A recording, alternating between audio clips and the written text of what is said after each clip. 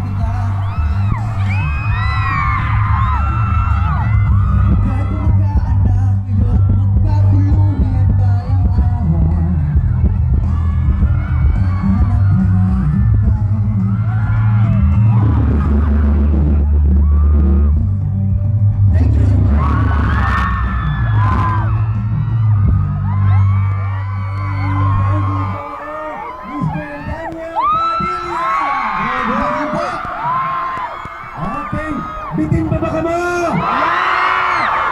Gusto niyo pa? How about kung atong sandang ibang? And now, ladies and gentlemen, atong tagon, Dong Katniel!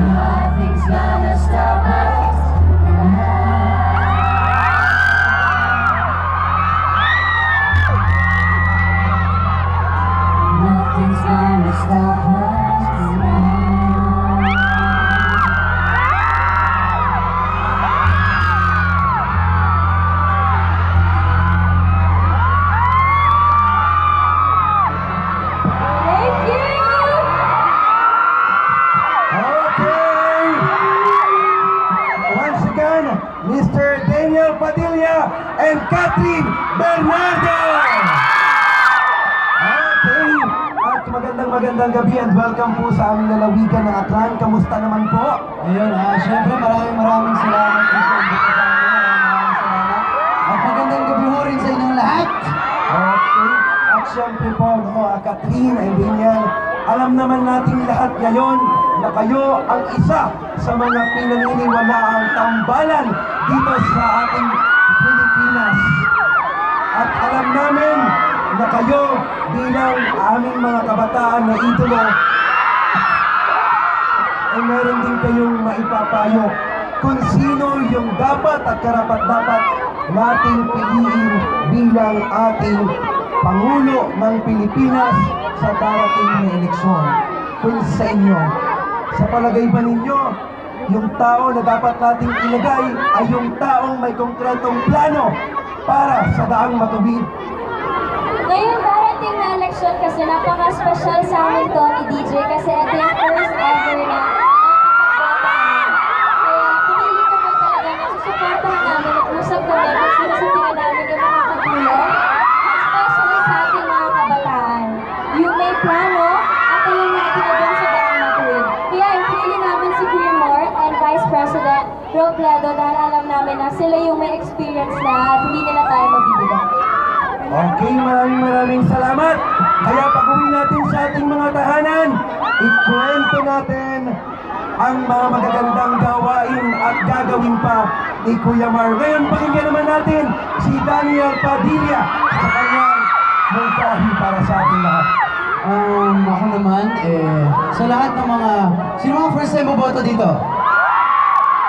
Sa lahat ng first time boboto, ito po ang gawin nyo. Bago po kayo bumoto, ikilalanin ang iboboto ninyo at alamin ang mga ginawa at alamin ang background.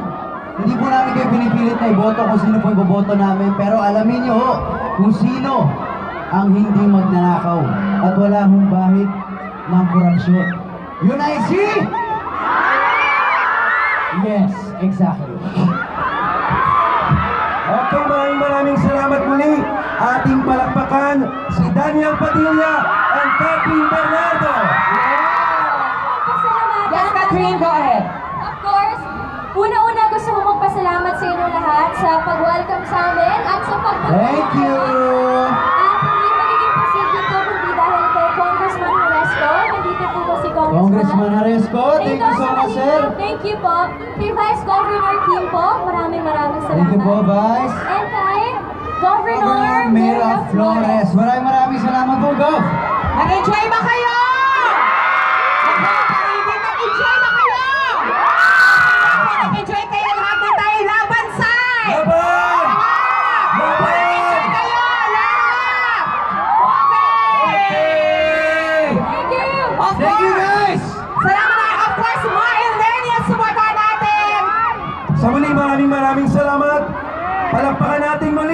ang Kathleen! Maraming salamat din kay Binibining Donita Nos. Laban tayo lahat! Laban! Laban! Laban! Laban! Laban! Laban! Okay! Marlene! Marlene! Marlene! Marlene! Marlene! Okay!